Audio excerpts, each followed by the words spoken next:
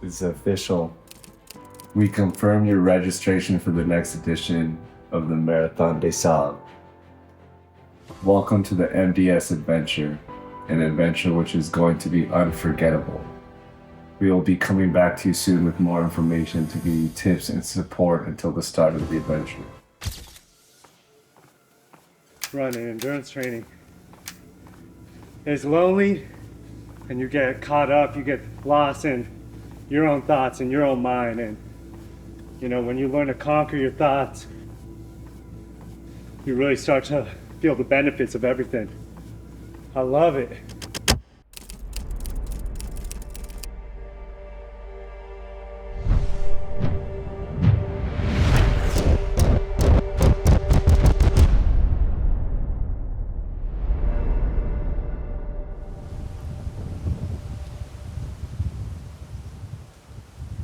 So it is official, my toughest challenge to date.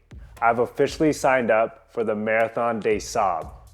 And if you've never heard of the Marathon des Sables, it is dubbed as the toughest foot race in the world. As y'all know, I've been getting into the running training, the endurance training in a little over 6 months, and I figured, why not sign up for the hardest thing I possibly can to do next year?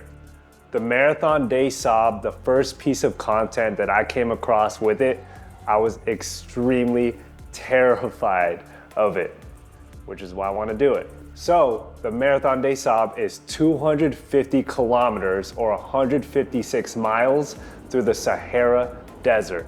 You run this in a span of 6 days. So pretty much you're running the span of 6 marathons in 6 days.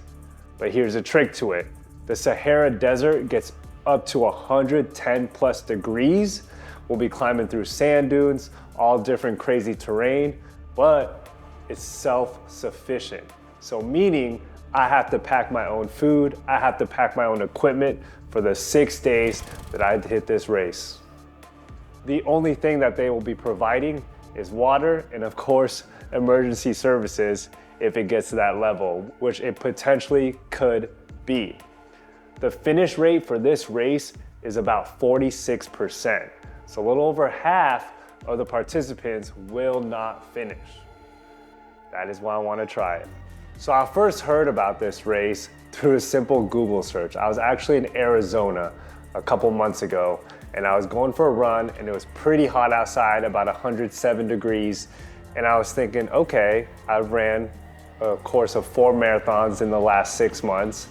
What's another difficult challenge that I could try? Well, running in this heat is pretty difficult. What if I ran a marathon in this heat? So I Googled marathons in the desert, and this came up, the hardest foot race in the world. But the crazy thing about it is, I remember my old sparring partner from New York, Brian Hubero, mentioning this race to me. After he saw that I was starting to get into my marathon training and hitting a few marathons, he reached out and told me, hey, we should run something crazy together.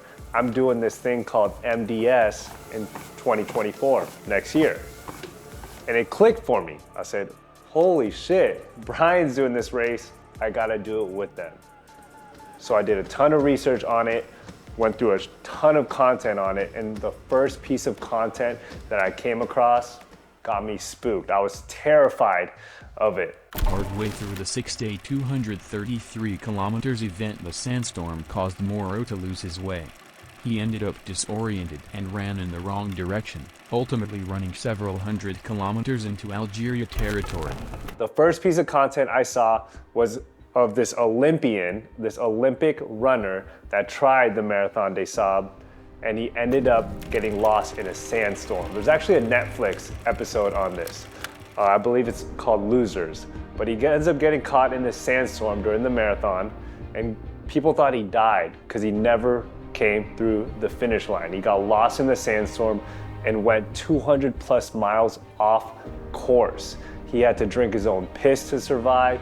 He had to eat bird eggs and bats in order to survive.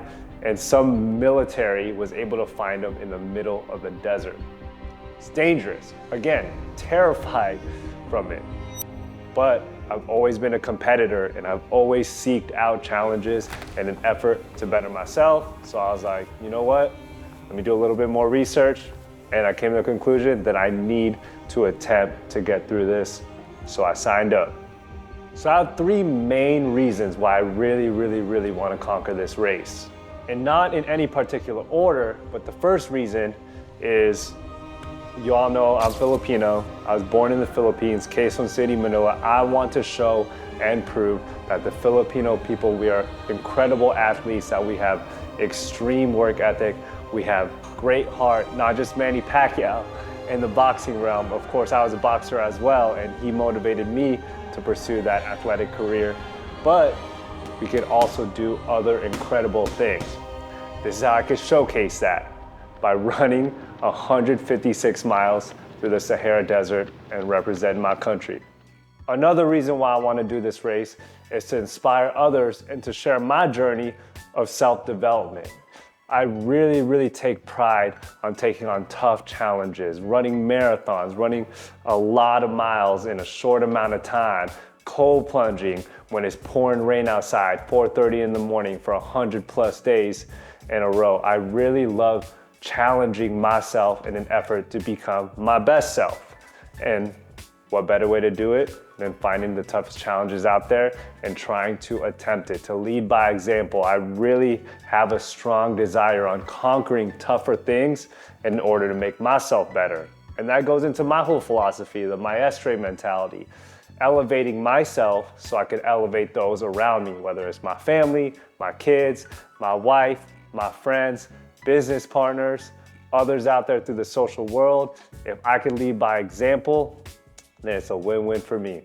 And the final reason I want to do this race, and again, all these aren't in particular order, but I've always seeked to be a high-level athlete. A lot of you know me from the boxing world, which I'm super still into boxing, and I have a strong passion for boxing. But the competitiveness to boxing may not be the move for me at this moment.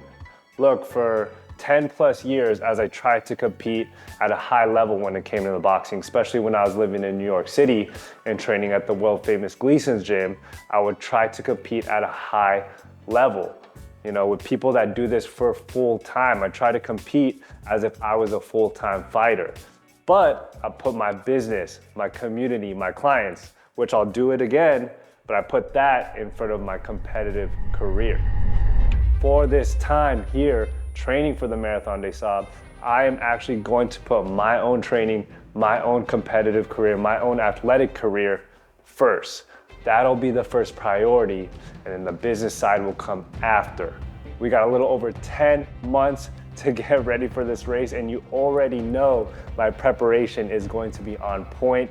I'll definitely hit Palm Springs, hit the desert to get some desert runs out there. I'll definitely hit the beach to get acclimated to running on the sand. I'll definitely find some dunes out here to train on. And I think the thing that may be overlooked a lot is the nutrition part of it. How do I find nutritious meals that are lightweight, that are non-perishable, that I could pack in a backpack that I forgot to mention cannot exceed over 25 pounds? And how do I run 6 marathons in 6 days with a backpack that weighs 25 pounds? How do I get acclimated to the desert weather, whether it's nighttime, morning time, at the peak of the heat? How do I get good sleep and recover during the nights of this race? There's so many factors to it. What kind of clothing, what kind of equipment I'll be rocking, what kind of shoes I'll be rocking. I hope you follow the journey and I could share this with you. I'm so grateful for those that follow already. Until next time, keep elevating yourself, right? So you can elevate those around you. So make sure if you want to follow the journey, please like this video, subscribe to the channel, leave a comment and let me know what parts of the training you're looking forward to seeing. Let me know if you would ever take on a challenge like this as well. I know a very few amount of us will, but again, if I can inspire one person to elevate themselves through tough challenges, I look at it as a win. Until next time,